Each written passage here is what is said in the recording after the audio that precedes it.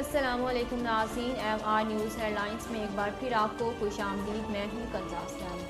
ملک میں گزشتہ 24 گھنٹوں کے دوران کرونا سے مزید 38 افراد انتقال کر گئے اور 3,300 سے زائد نئے کیسز بھی رپورٹ ہوئے۔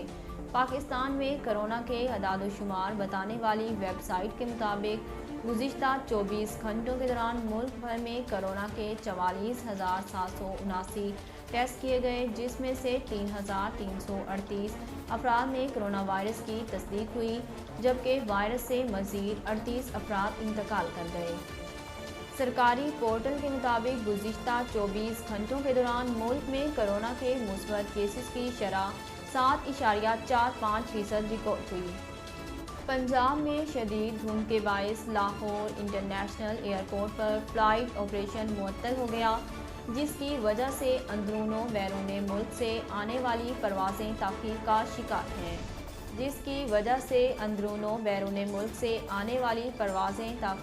شکار ہیں۔ حکام کی جانب سے مسافروں کو اپنی پرواز سے متعلق معلومات حاصل کر کے ایئرپورٹ آنے کا مشورہ دیا گیا۔ اس کے علاوہ حد نگاہ کم ہونے کی وجہ سے موٹر وے M2 ٹھوکر نیاز بیگ سے شیخو پورہ تک بند کر دی گئی، جبکہ موٹر وے M3 فیض پور سے رجانہ اور موٹر وے M11 محمود بوٹی سے سنبڑیال تک بند ہے۔ دوسری جانب ملکہ کوہسار مری میں ہلکی برف باری ہوئی۔ یوکرین نے روس کی جانب سے جلد حملے کیے جانے کا امریکی حکام کا دعویٰ مسترد کر دیا۔ غیر ملکی میڈیا رپورٹس کے مطابق اتوار کے روز یوکرین کے وزیر خارجہ نے کہا کہ کسی بھی پیشن گوئیوں اور دعاؤں پر یقین نہ کریں۔ انہوں نے کہا کہ آج یوکرین کے پاس ایک مضبوط فوج ہے، اس لیے دشمن کو ہم سے ڈرنا چاہیے۔ اس سے قبل امریکی حکام نے خبردار کیا تھا کہ روس یوکرین پر حملے کے لیے 70% فوجی تیاری مکمل کر چکا ہے۔ دنیا کے مقبول ترین سرچ انجن گوگل 8 سال بعد اپنے لوگو میں تبدیلی کر دی۔